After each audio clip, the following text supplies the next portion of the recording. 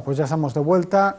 Javier, lo prometido es deuda. Te iba a dar la palabra para hablar sobre el personal y sobre todo la situación, ya que hacía alusión además Pablo al juzgado de familia y esos dos funcionarios que la Xunta de Galicia todavía tendría que adjudicar al juzgado vigués. Claro, nós opinamos exactamente o mesmo, somos testemunhas durante todos estes anos da saturación que teñen os nosos xulgados, o exemplo que tamén deu Yolanda, o temas dos xulgados do social, que están con 15 sinalamentos de suizos cada día que teñen vistas, con faltos de persoal e cada vez serando maiores retrasos na administración de xustiza, que ao fin e ao cabo que se está serando.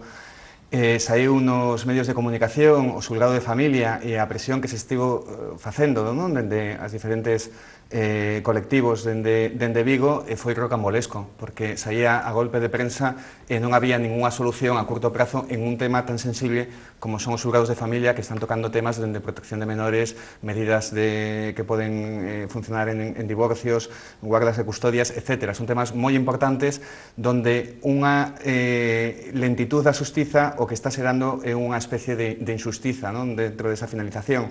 O vemos tamén na audiencia provincial, o vemos tamén nos xulgados do mercantil, cando non se creou en Vigo o segundo xulgado mercantil que se estaba pedindo por ser máximo pulmón económico do sur de Galiza, e se creou en Margantes en Pontevedra. As discusións que se intentaron facer tamén por o tema do Partido Judicial, vemos que existe radicalmente unha falta de medios e mecanismos. Tamén quero dicir, como dicía Pablo, que non só estamos ante que se nombre un suizo ou unha suiza, se non tes toda a estructura que é por debaixo, que é importantísima, sen a cal non podería operar, que son os funcionarios que están sacando adiante ese traballo, da igual que estés nombrando a un sustituto, non? Se non faz toda a estructura, que lóxicamente implica unha serie de custes. Eu, solo para rematar, quería facer un comentario, unha noticia que atopei buscando toda a problemática que temos na xustiza no momento actual, que é de 2008 e que é de unha fuente tan fiable como é o Parlamento de Galicia. É unha noticia que se colgou por parte do partido que estaba na oposición, o mayoritario, que era o grupo do Partido Popular, no 2008, en setembro, e que denunciaba a acumulación de 1.234 sentencias penitenciarias sen executar. E día nota de prensa. O partido considera imprescindible dotar a la ciudad de un juzgado específico que se encargue de la ejecución de las sentencias y subraya como inadmisible el desinterés de la Xunta respecto a las carencias actuales. E no último párrafo, sin nada expresamente. Para el Partido Popular, esta situación se enmarca en la situación alarmante próxima al colapso que registran los diferentes juzgados de la ciudad, que atribuye a dos factores: la negativa de la Xunta a dotar a Vigo de los medios materiales y humanos necesarios para reducir la carga de trabajo de los actuales órganos judiciales y el incremento del número de asuntos de índole económica y laboral derivados de la crisis actual. Bueno, hay que recordar que en el 2008 gobernaba el bipartito Partido Socialista BNG en la Xunta de Galicia, ahora gobierna el Partido Popular y no vemos ese tipo de notas, y seguramente la situación no haya cambiado mucho. Sí, que con independencia de quen goberne, a situación é ampliamente coñecida por todas as forzas políticas. O que pasa que non notamos en ningún dos gobernos que tivemos que se enfrontase con unhas medidas eficaces e económicas en prol da xustiza. E o propio partido que denunciaba esta situación e que, por tanto, era coñecedora, no momento actual non fixo absolutamente nada para poder evitarlo. Gobernando, y sí, la situación es seguramente la misma, si no peor, que esa que describen ahí. Yolanda. No, que quería decir al hilo de lo que comentaba Pablo, de que yo en ningún caso he pretendido eximir de responsabilidad a la Xunta de Galicia, todo lo contrario. Lo que quiero decir es que a mí me ha dado la sensación de que la gestión de la justicia, en concreto en la Comunidad Autónoma Gallega, ha adolecido, y en toda España, pero nosotros lo sufrimos especialmente, de un problema de falta de visión del problema en su conjunto, y es que aquí lo que se hace es parchear sistemáticamente. Y yo en ese sentido, y en respuesta a lo que decía Pablo, hay que recordar que el único responsable de la creación de órganos judiciales es el Gobierno de España, no es la Xunta de Galicia. La Xunta de Galicia es el que provee de personal auxiliar y en lo que cumple esa pirámide de la que hablaba Javier, que es tan necesaria, porque efectivamente de poco sirve que dotes a un juez de refuerzo si ese juez de refuerzo debajo no tiene a sus funcionarios. Entonces, aquí hay varios responsables. Más que una pirámide, yo a lo mejor hablaría de un castillo de naipes, también, ¿no? En el que si quitas pero piezas de abajo, el mejor ejemplo es el que yo decía antes del desmorona, juzgado de lo social de Vigo, y es que llevamos con parches de refuerzo, todo ello porque teníamos que haber creado el sexto juzgado de lo social de Vigo hace ya muchos años y no se ha creado porque no se ha querido crear. Aquí entra o tema da crise, porque dende ano 2010 non se crean xulgados en toda España. Entón estamos cos remendos porque o Ministerio non crea, o Consello Xeral do Poder Social non crea, e a crisis vale para todo, menos para poñer medios, vale para todo. Ese é o problema. Bueno, y hablábamos de personal, de órganos también necesarios aquí en Vigo y en el resto, ya que lo dices, Pablo, de juzgados de toda España, porque es una situación también, parece endémica a todo el país, pero desde luego en Vigo sí que hay una situación que es, yo creo que preocupante, porque llevamos muchísimos años hablando de todo esto y que todavía a día de hoy no parece que se vaya a resolver, por lo menos a corto plazo. Sí que hay un principio de acuerdo, pero ya sabemos todos cómo funciona la política. Hablamos de ese proyecto de Ciudad de la Justicia. Hablabas antes, que creo que eras tú, Yolanda, sobre archivadores en los cuartos de baño. Hace poco tuvimos problemas de inundaciones en el edificio, en el antiguo edificio de los juzgados, y bueno, pues se perdían muchísimos expedientes, muchísimas pruebas, precisamente porque entraban vías de agua en el edificio, y además, sobre todo, una clarísima falta de espacio para almacenar y dar salida y tener, oye, de manera decente, por lo menos, pues todo eso. No sé si, desde luego, la construcción de Ciudad de la Justicia vendría a resolver la agilización de todos los trámites y de todos los casos que tenemos encima de la mesa, pero sí, desde luego, yo creo que hay algo que es muy importante, y es la palabra dignidad, que desde los colectivos de personal y trabajadores, sobre todo de los juzgados, se está pidiendo, ¿no, Pablo? Sí, vamos a ver, aquí hai que diferenciar varias cousas. A situación dos arquivos vai paralela á situación da xustiza. A situación dos arquivos, o falabas ti antes, o tema das umidades, o tema de falta de espacio, a falta de seguridade dos datos. Os datos, no noso xulgado en particular, os datos están onde está esperando a xente. A xente podía levar, non o caso Bárcenas, porque non o temos aquí, seguramente temos algún parecido, pero non se chama Bárcenas, pero ese caso está directamente, calquer traballador, calquer cidadán podía leválo para casa, e ninguén nos enteraríamos. A situación dos arquivos con riscos de incendio. El tipo de comentario que a lo mejor no conviene hacer, ¿eh? No, sí, por suposto, pero que ao final, igual que falábamos antes, somos igual unha representación de todo o que o Estado que temos, por desgraza, temos casos de todos os tipos.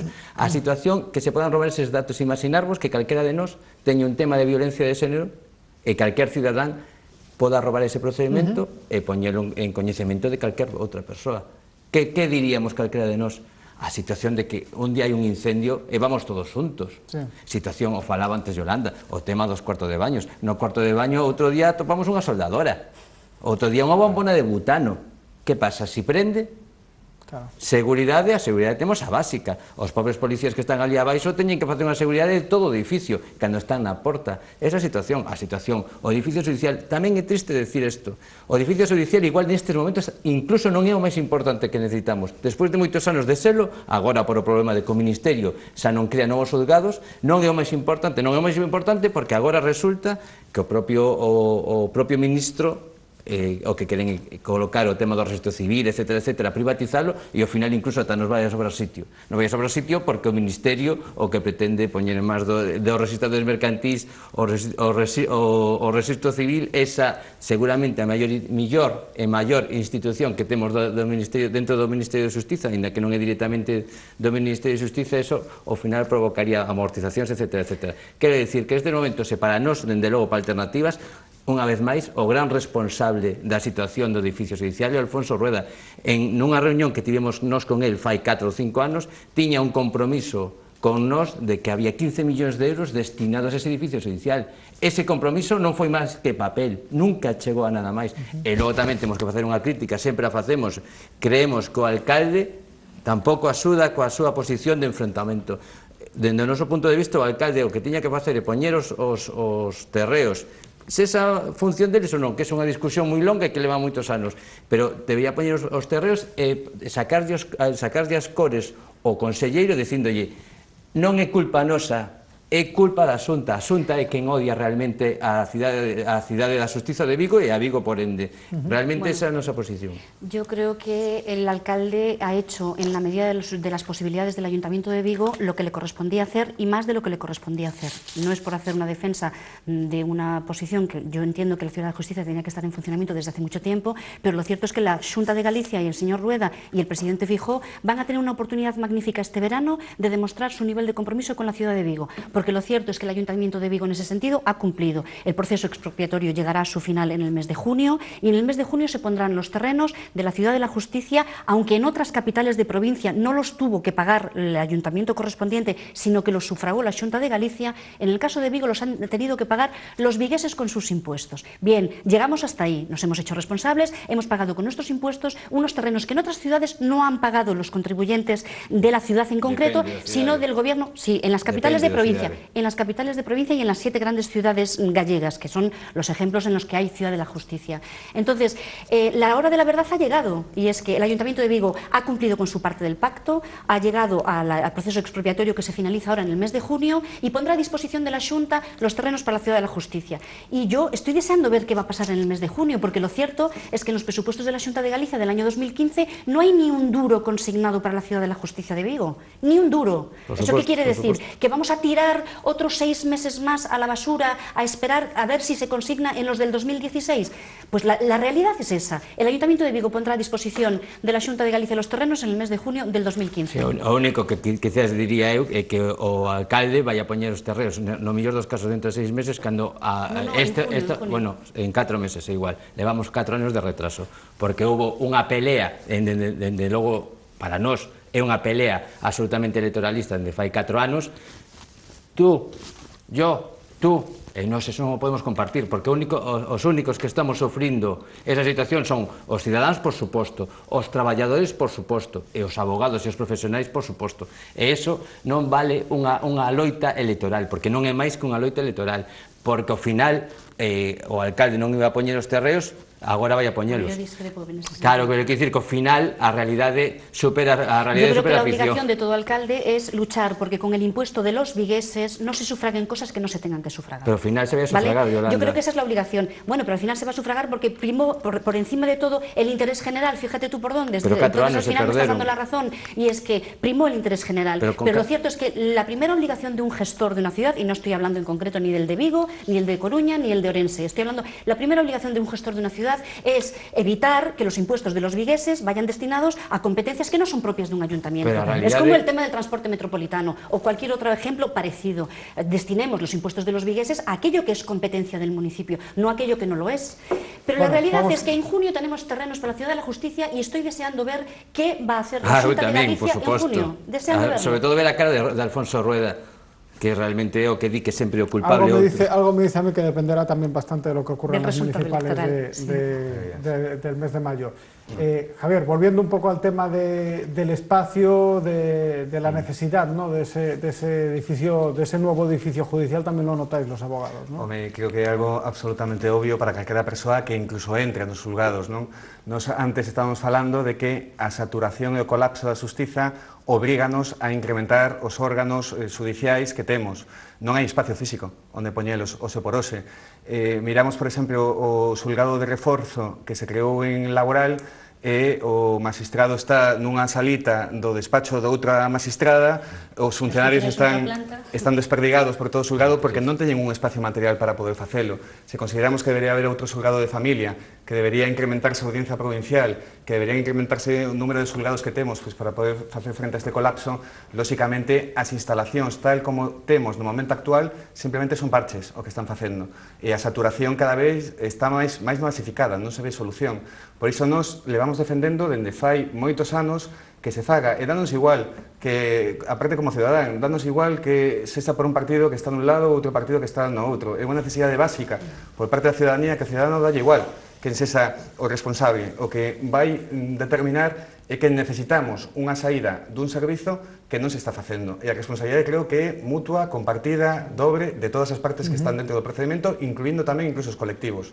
Donde os colectivos de abogados, de procuradores, de defensas do justiciable, deberíamos estar presionando ou facendo mesas de debate onde, se hai algún tipo de problema, pois intentar como externos que se poda solucionar, porque nestes anos que levamos falando eternamente da Cidade da Xustiza, houve cambios dentro do goberno municipal, de diferentes visións políticas, houve cambios dentro da Xunta de Galicia, de diferentes versións políticas, e non sei que pasa, que dando igual quen poda coincidir ou as quiñelas que se podan facer, ao fin e ao cabo non sucede. Por exemplo, temos o tema de Ourense, que acaban de agora, fai nada, están inaugurando o seu novo Palacio de Xustiza, e un goberno que é dunha ideoloxía política e a Xunta é dunha outra ideoloxía política. Que máis dá? Se ao fin e ao cabo é darlle un servizo a unha ciudadanía e temos os recursos ou temos que sacar de onde se sacan esos recursos, porque na situación na que estamos vivindo hoxe en día non é sostible. Non é sostible por unha cuestión que dixeches e que parece importantísima, que é unha cuestión a parte de dignidade. Dentro do justiciable, dentro dos traballadores e dentro de todos os operarios que estamos en contacto coa justiza. Hablabas tú, Pablo, sobre los efectos de la crisis económica sobre pues las distintas administraciones de justicia y también sobre los órganos de la justicia, y os preocupa, por ejemplo, que lo que está ocurriendo con otros sectores, como por ejemplo, muy delicados también, como la educación o la sanidad, por ejemplo, esa privatización que se teme que se pueda extender, pueda caer también en las administraciones de justicia, ¿no? A ver, en estes momentos está no Parlamento, no Congreso dos Diputados, unha reforma da reforma, que sería un pouco da lei Camaño, que reformaba unha institución tan bella de 1800 e pico do Registro Civil. Agora o Partido Popular quere facer un refrito da lei de Camaño, pero con unha única intención, que é poñer en mans dos registradores mercantís, antes fora dos registradores da propiedade. De feito, aí estivemos todas as asociacións que estamos aquí facendo fronte tanto co tema das tasas judiciais como co tema do registro civil, e agora, como decíamos outro día nun artigo de opinión, volta a burra ao trigo. Pois, despois de sair escaldado o ministro por isto e outras moitas cousas, agora voltan. Cambian de persoases, no sentido de que, en vez de darlle aos registradores da propiedade, queren darlle aos registradores mercantís. Que repercusión vai a ter isto? Porque isto é o máis importante de todo. Sí.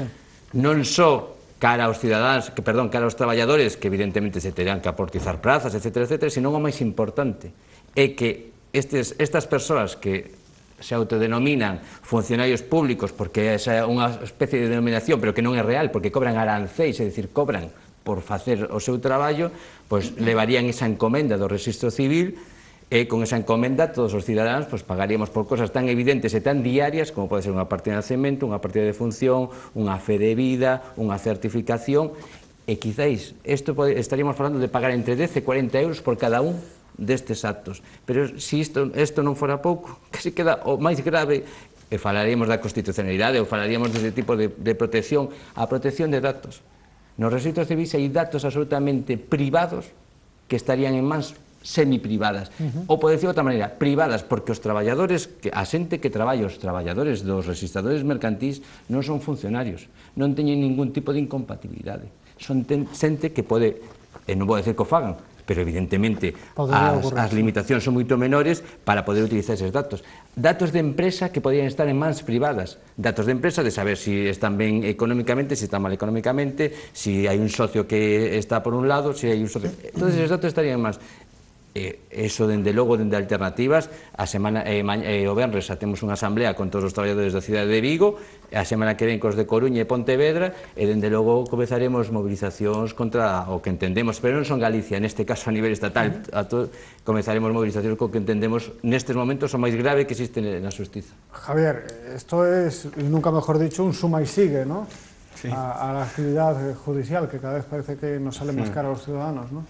Por iso, o sea... Vais a tener que bajar las tarifas los abogados para compensar. É que moito máis non se pode baixar, porque nós tamén temos que vivir, non? E, por tanto, certo que, por exemplo, co tema das tasas, sí que en moitísimos casos tivemos que renunciar a parte dos nosos honorarios para en temas sangrantes fomentar que ese cidadán presentara esa demanda. ¿Se ha hecho eso? O sea, sí. Para compensar las tasas judiciales para compensar, han bajado los salarios de los abogados? Sobre todo en situacións, adaptándonos, non, as situacións dos nosos clientes, chega un momento que en situacións, aparte, miramos ata casos sangrantes, nos cales entendíamos que, a pesar do risco económico que tiña esa persoa, tiña todo o dereito de acudir á vía judicial, non? En ese caso, pois lóxicamente, hai que darlle unha solución a esa problemática. Sobre o registro civil e a posible privatización de medios que pode haber dentro da xustiza, nós sempre somos defensores de que un servizo público ten que ser xestionado por un xestor público e que, polo tanto, non estamos en estructuras de beneficios empresariais, senón estamos dando un servizo que da igual o que coste, ten que funcionar, ten que ser eficaz, eso sempre, e ten que ser razonable, pero sempre controlado por unha visión de que estamos falando dun servicio público, que, por lo tanto, non ten por que ser rentable económicamente. E temos o problema do rexistro do Rexistro Civil, onde sí que todo apunta a que vai implicar un custo importante para cidadáns, cando realmente o único que estamos pedindo é unha copia do que ten o propio Estado dentro das súas competencias, dentro dos seus propios registros, non? E sen o cal non podemos vivir. Co cal, pois parecenos que é absurdo que por esa cuestión chegue un momento que se cobre, como sería absurdo se queremos unha intervención dun policía que antes de que viñera a policía tiveramos que pagar por ese servizo, claro. E pagar a policía para como unha tasa, un xuro ou como que fora. Pues no hace falta que pongas ideas sobre la mesa, Javier, no vaya a ser. Yolanda. Pues nosotros desde SOS Justicia, desde luego, estamos en contra de la privatización del registro civil porque es una privatización en toda regla, y para que la gente se dé un poco cuenta de la magnitud del negocio que se está traspasando a los registradores de la propiedad del mercantil, hay que decir que es que en España se realizan al año 3,3 millones de gestiones en los registros civiles. Concretamente en Vigo, el año pasado se realizaron 55.000 trámites. Pues a una media, como decía Pablo, de 20-30 euros por trámite, por la expedición de cada una de esas certificaciones, pues vemos el volumen de negocio que hay detrás de todo esto. Y esto no responde más que a la visión mercantilista que el Partido Popular tiene de la justicia, y es que la justicia no tiene que ser rentable. La justicia es un servicio público esencial y un pilar de un Estado de Derecho. Y en ese sentido nosotros, desde luego, pensamos movilizarnos, nos hemos dirigido también a los grupos parlamentarios desde SOS Justicia, hemos hecho una ronda de reuniones y vamos a intentar por todos los medios sumarnos a cuanta movilización haya para frenar este atropello, que no deja de ser un atropello. Porque además es que el ministro miente cuando dice que no se van a cobrar por trámites esenciales de inscripción o de certificación, porque el Partido Popular, como hace todas las cosas, por la puerta de atrás, hace unos días en el Congreso de los Diputados, presentó una enmienda a la ley de adquisición de la nacionalidad de los sefardíes, que en su disposición tercera dice literalmente que se habilita al ministro de Justicia para que haga todas aquellas gestiones que sean necesarias para la fijación y gestión de los aranceles, para el cálculo de los honorarios registrales devengados por la tramitación de los expedientes de nacionalidad. Es decir, para que el ministro de Justicia autorice a los registradores a cobrar por un expediente de nacionalidad que hasta el día de hoy es gratuito en un registro civil. Entonces, aquí están las trampas y las mentiras del Partido Popular cuando dicen que no y después es que sí, finalmente. Y nosotros, desde luego, nos vamos a oponer porque entendemos que el registro civil, como decía Pablo antes, es un servicio público esencial de la Administración de Justicia, maneja además datos que pertenecen a la esfera más íntima de una persona y que desde luego no tienen por qué estar en manos privadas y mucho menos formar parte de un negocio. ¿Habéis notado que esto es algo que se hace así a los poquitos, como dice Yolanda? Como decía José Mota en aquel sketch, que decía, vamos a conquistar Portugal, pero de a pocos, ¿no? De a pocos. Cada día movemos un poquito máis a frontera. Pois a situación é así, a situación idéntica. A ver, dende o ano pasado, os registradores da propiedade xa están levando temas de nacionalidades, e as están levando de maneira gratuita, cobrando unhas cantidades, pero a idea... Realmente nos entendemos que a idea que pretende este goberno, o fixo co tema das tasas, con medio verdades, medio mentiras, a idea que hai detrás de todo o registro civil, é certo, e é posible incluso que os registradores mercantís non cobren de primeiras, é certo, pero a solución transitoria a poder cobrar, isto é un proceso a 2-3 anos, a solución transitoria realmente o que buscan é o seguinte: o que se fala por aí é que o goberno ten un compromiso cos registradores mercantís para que podan cobrar por máis actos dos que cobraban antes, e dos que xa cobraban poder subir incluso, falaban incluso de algún acto o 6.000%. Eses datos pero hai un proyecto de reglamento que está tramitando. Por esos actos van a cobrar, é dicir, se van a ampliar os actos por os que poden cobrar, e dos que cobraban van a ampliar as cuantías. E logo nun proceso transitorio, porque todo a memoria que temos os ciudadanos, por desgraza, é moi pequena e olvidamos enseguida, e pensamos que levamos toda a vida pagando por cosas que antes non pagábamos. Entón, a finalidade é a seguinte: os registradores mercantís entran no sistema e ao final terminan cobrando. E ao final, eu pregunto, o sea, que lo que están haciendo es meter el pie. Claro, e ao final, a miña pregunta é a seguinte: eu son absolutamente contrario a que existan tasas, incluso ainda que sexan dentro da administración, porque as tasas é como un pouco como IVA, é un imposto injusto, porque paga todo o mundo igual o que ten que o que non ten. Pero de ter que cobrar a alguén, a miña pregunta é a seguinte: si ten que cobrar algunha tasa como hai en Facenda, de 60 céntimos, 1 euro, 3 céntimos, o que sexa, porque non o fai o Ministerio? Si o problema, si eso pode dar diñeiro e ser utilizado para a xustiza voluntaria, para a xurisdición voluntaria, para a xustiza gratuita, para mellorar os medios da administración, por que non o fai o Ministerio e, sen embargo, se pon en mans privadas absolutamente. Eso que non podemos permitir, e dende logo dende alternativas e os traballadores de toda España, porque además agora se algo voten os novos medios é que podemos estar intercomunicados, e actualmente hai unha movilización preparatoria a nivel estatal de todos os registros de toda España, que o tempo dará quitar as razóns, pero vai a ter un problema importante o goberno para justificalo e sobre todo tapalo. Eso vai a ser o principal problema. Es que tapar 10 millones de euros extras para los registradores mercantiles es un poquito difícil de tapar, porque claro, el proyecto de reforma... Han tapado 512 millones de euros. Sí, bueno, pero que decirte que este proyecto, cuando yo decía que van haciendo las cositas así por detrás y despacito, las hacen, pero con resultados muy gruesos, porque el proyecto de reforma del reglamento del registro mercantil, que está en este momento en trámite, prevé unos incrementos en las tarifas de los registradores que van desde el 800% al 6.000% de incremento en las tarifas, y se calcula que es un volumen de 10 millones de euros extras por cada registrador al año. Claro, esto tiene, esa es la justificación. Claro. Es un volumen de negocio importantísimo e, insisto, para la adquisición de nacionalidad de los sefardíes se ha introducido hace unos días, hace escasamente una semana en el Congreso, una enmienda del Partido Popular que ya permite cobrar por los expedientes de adquisición de nacionalidad. ¿Qué pasa? ¿Que alguien nos quiere hacer creer que se le va a cobrar a los sefardíes y no se le va a cobrar a otras nacionalidades? Es evidente que se va a pagar por un trámite que no se estaba pagando hasta el momento.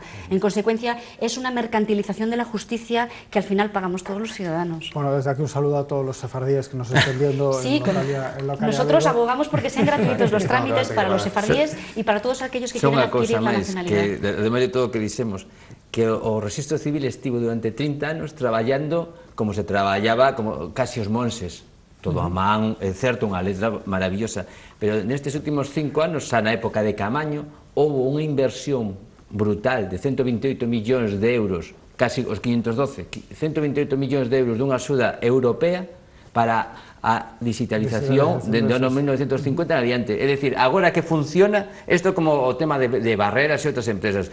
Primeiro facemos públicas as perdas e os beneficios os facemos privados. Isto igual, agora que funciona e que empeza a dar, podería dar diñeiro, non é para o Ministerio, é para o exterior, é para o privado. Hai un dato evidente, non? Que precisamente estábamos nun período onde os registradores da propiedade e tamén os notarios tiveron unha baixada impresionante por o tema da burbuxa inmobiliaria e que eu creo que tamén pode haber un interés espurio de intentar cubrir esa disminución de rendementos, onde ademais está opinando, está dando unha posición unha persoa que é registradora da propiedade e que cando deixa a política vai ter un interés directo no que se fixera dentro da protección do negocio, non? Entón creo que incluso o presidente do goberno debería abstenerse durante esta materia porque é parte implicada económicamente de que a decisión non pode ser ou non ten por que ser razonable ou racional, senón simplemente na protección do seu propio interés persoal. Bueno, y como dato añadir un apunte, simplemente decir que la gran justificación del gobierno para hacer esta medida de privatización del registro es en aras de la eficiencia y de la eficacia. Y claro, ¿cuál es la sorpresa? Que hace 2 días la Defensora del Pueblo, en su informe de la memoria anual, le da una bofetada al gobierno de pronóstico reservado en la que dice que se ha detectado que después de encomendar a los notarios y a los registradores determinados trámites de los expedientes, en algunos casos las demoras en el trámite de inscripción tras la jura ha llegado a ser de hasta 2 años, por lo que los esfuerzos se han concentrado en la práctica de esas inscripciones y se está dando cita para el año 2018. Esto lo pone el informe de la Defensora del Pueblo. Yolanda, Pablo, Javier, muchísimas gracias. Javier, gracias por tu idea de la policía, tomamos nota. Muchísimas gracias a los tres por acompañarnos, por acercarnos además a estos temas que muchas veces para los ciudadanos pues, son muy complejos de entender y que muchas veces pues, parecen muy lejanos hasta el momento en el que te ves en la necesidad de recurrir a la justicia, que esperemos que pues, cada vez menos tengamos pues, todos que recurrir, pero parece que no va a ser así. Lo que sí que parece que está claro es que si no se hace algo cada vez va a ser más caro y eso es lo que bueno, tenemos que tratar de paliar un poquito. Muchísimas gracias a los tres por acompañarnos, a todos ustedes, muchas gracias también como siempre por estar ahí al otro lado de las pantallas, atentos a la actualidad, un saludo, sean muy felices, nos vemos en 7 días aquí en Localia Vigo.